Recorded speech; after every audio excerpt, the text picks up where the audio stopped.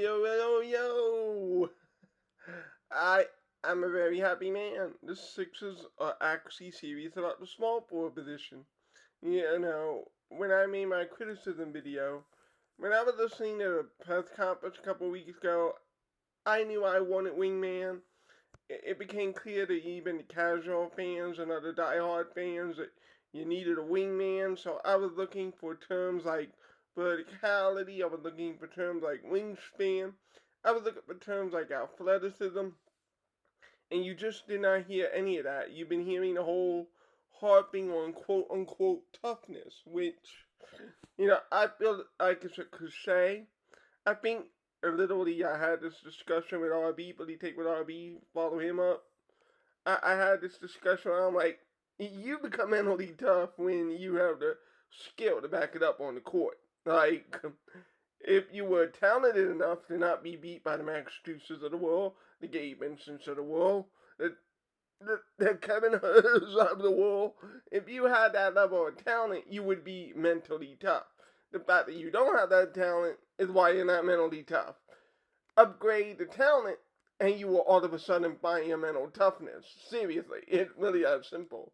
So for me, like, if we had just gotten a bunch of lunch pail guys and called it a day, I'll be real honest with you right now. I will come on these airways to say the Sixers did not do enough to upgrade. But if the Sixers get anything of a small forward, be it a veteran small forward or be it a young small forward upside, I'm like, okay, now we're trending in the right direction. Now we're trying to address a position that needed to be addressed ever since Jimmy Butler left.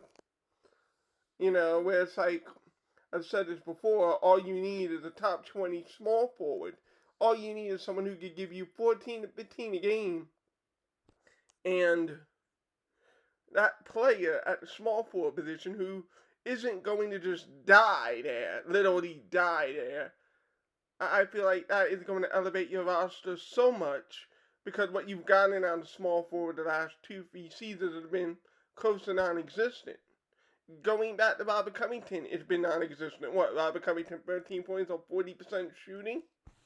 Like, hooray? So, a small forward upgrade has been a long time coming in the Embiid era, and even if it comes in the form of a rookie, the Sixers will finally address a position that's needed to be addressed. There are quite a lot of forward prospects. Well, when I say a lot, I'll round it out to 4 or 5 prospects. But, it's really interesting when if the Nets should choose to defer, and I think the Sixers have inside intel. Otherwise, you don't talk to Beauchamp, who's in that range. But obviously, the Sixers have intel that the Nets will either defer the pick or they will trade into the draft, which, you hear the rumors about Chicago and Bible. You would love to execute on something like that, or in any other means of getting into the draft, because there's a lot of quality forwards towards the tail end of this first round, and I feel like the Sixers could poke. Me personally, what we've learned from Tyrese Maxey and Desmond Bane, I'd like to get 2 of these players. I'm ambitious. I don't want to ever be in this position again where we're like, our forwards are our weakness. So go get 2 prospects. And I know Doc is Doc, but with Danny Green being injured and with Bible being who he is, you get 2 young players that are going to be forcing Doc at this point and put them in the rotation. And that's what I want. Literally, you have to force Doc's hand. Because Doc himself, I don't trust him. I mean, you just go see the painted lines and crop pop in the video. It's hard to trust Doc Rivers with his rotation. So you kind of actually have to general manage around that. And you have to put Doc in positions where he would not be comfortable. Same thing with Thibodeau. Thibodeau isn't going to go and give the Knicks, the youth, the positions that they need to succeed. So you have to literally go in, get the Tage Gibsons of the world. I would trade Derrick Rose just to put Thibodeau in a position of, okay, we need Emmanuel quickly to develop, Because it's just not going to happen in that these veterans can get me 1 or 2 extra regular season wins a year. It's irrelevant, right? It's irrelevant for the Knicks. It's even more relevant for us. Go play the Young Bucks. So, anyway, I wanted to make this sort of short video, and the scouting on Beauchamp is going to come quickly after this. But the reason I wanted to make this video was to explain why I'm excited about us being interested in Beauchamp. And I also wanted to explain what I saw defensively in Beauchamp because I watch, for example, college games. Not college games of Beauchamp, but college games in general. And I've watched. If I had to compare where the G League is, and if I had to compare where college is, I'm going to give college this. JJ Redick talked about how outdated the sets are, but at least because they are sets, the player is in a position where he can develop as an NBA player. Cutting off the ball, reading the screen, reading the defender, reading what this action is. A player can develop that in college. The G League has none of that. It's still a place where players play out of control, a little bit wild. There's just not a structured flow to an offense in the G League where that's kind of the disappointing thing. So, as an example, game tied heading into the last 10 seconds of the quarter, and G League Ignite had the basketball, and it was an opportunity for them to win it. Their coach decides, and this is absolutely hilarious, their coach decides not to bring the ball up to half court under the idea of, well, we could just run full speed with our guard. And it's like, no one does that. Because you can run a full pressure defense, which the opponent did. And when you're rushing like that, what can happen, and what did happen, is that the guard got an offensive foul because the ball ended up bouncing off of the player's face. You would not be in that position at all had you just called a timeout like any old regular NBA coach. Hell, even a college coach would have most likely called a timeout in that situation. So it's just not a pace for development. And we saw that for Jalen Green, where the first 55 games, Jalen Green struggles completely because the jump from G League to the NBA is even bigger than college to the NBA. Right now, it's just not a pace still for young development. It's really not. But that said, I do like what Beauchamp brings. So, we're going to get into the film now. Six of the Universe. Let's see what we got.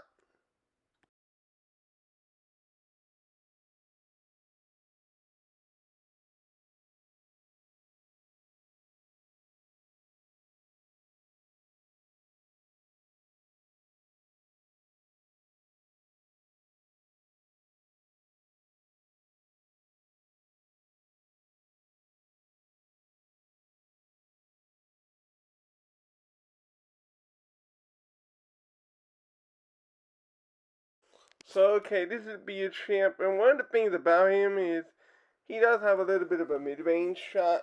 His shot generally looks pretty good. It's just really his follow-through. If you really notice, he doesn't have good follow-through.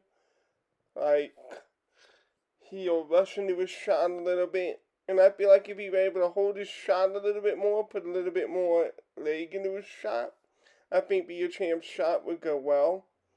But what I really like about him is his ability to face up and attack the basket. And sometimes he struggles in my mind a little bit in terms of finishing at the rim under contact. But there are other times where he flashes this ability and you just see his 7-foot wingspan and just his ability to put it on the floor a little bit. But I think if he's able to get the consistency in his follow through, if he's able to get that consistency in his jump shot, I think that's going to open up walls for Beauchamp on the offensive end. Because he's just able to take that 1-2 glide to the rim, and he plays more physical than his body. Like, he's a legitimate 6'6", but he can play up to a 6'8" body frame. Just his ability to get to the rim the way he does. Him improving his touch at the basket, that's only going to come with age and more experience. And that's really what intrigued me a lot about this guy on the offensive end. But he's also a terror on the fast break and transition game. And it's something that you really notice with Harden and Tyrese Maxey and even Tobias Harris. So if we really only train the fact that we get this draft pick, I like that he would add to our transition attack, which I think is probably going to be the new way to build around a hardened Sixers squad. The other thing I like about Beauchamp on the offensive end is his ability to relocate and his ability to just, hit those mid-range shots from the free throw line. He made like 3 consecutive baskets in a close game like that, just being a screener and a roller, but one that can actually shoot the ball. So he's much more valuable in the Matisse Thybulle role than even Thybulle was. But just again, his athleticism and transition is really just something to appreciate. See, right here, that's an example. Being able to come to that mid-high post and to be a mid-high post shooter. When I was watching the one game live, to me, I was just thinking Shawn Marion, as I said before, Shawn Marion was this really elite athlete who could just grab rebounds, be a champ, average nearly 8 rebounds a game. So just an elite defensive rebounding wingman like a Marion, and like a Marion, just testing out athletically. And because of that, I think that he has way better handles than Marion did, and that's exciting. Because if he's able to just take that part of his game and utilize that, I think he could legitimately be a 16 a game guy at the next level. Like that up and under right there, that touch and feel he has in the low post. I've seen a couple of plays and highlights and clips where he just has this ability down low in the block, which is really unique for him because if he's able to get this. See, this is what makes good scorers. Sometimes you don't have to be elite at scoring, but you can be good at several things. Cutting off of a ball. Like, see, reading the pass that way and able to just dunk it. His ability to fill the lanes and transition and finish. All of these things make him an enticing prospect to me. And it's just when he's able to build into his body, they say that the G League Ignite has trainers and stuff, but I'm not gonna lie.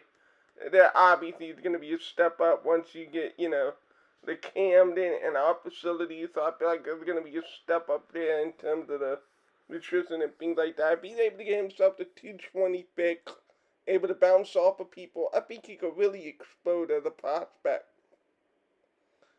And, you can see that he has leaping ability to be able to go off 1 foot like that for a dunk. I think it's really impressive. And just his hang time, too, if you notice it. The difference between good athletes and great athletes is the ability for hang time. And this kid has a lot of hang time. So between that cutting, the finishing, the hang time, just the entire package of who he is as a basketball player, it's really, really intriguing.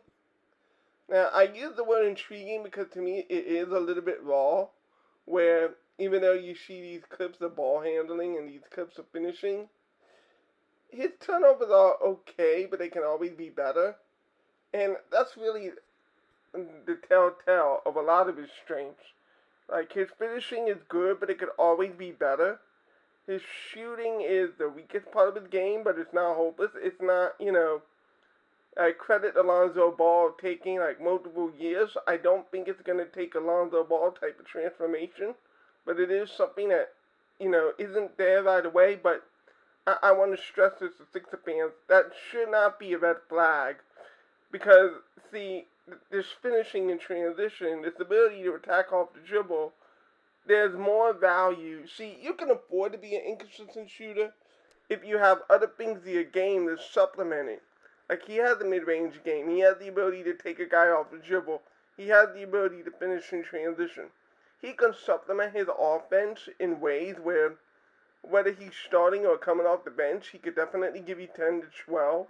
And it's not this, oh my God, I need to hit 4 for 9 for 3 to even get 12 points. Cough, Danny Green cough. So offensively, he's more reliable than what we have on the roster, which is not saying much. And defensively, he's just special. Like, I could rave about his defense. His ability to chest up the people, his ability to take physical contact, his 7-foot wingspan allows him to deflect the passing lanes. And it's really, really different because, unlike a Matisse, he actually slides his feet.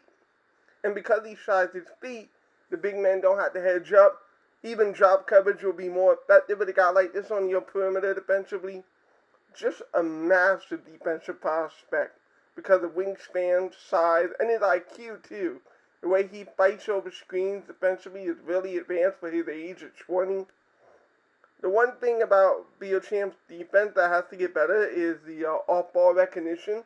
There will be times where he's a little too glued to his man, and as a result, he doesn't really read the rotation that well.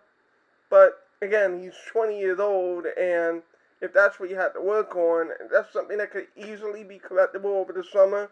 Again, once you're with NBA coaches, if Doc is here, it's Doc and Cassell and those guys, and it's Dan Burke, especially on the defensive side of the ball. And I think that Dan Burke would really be interested with his wingspan, his athleticism, and just his natural ability to just cover 2 through 4.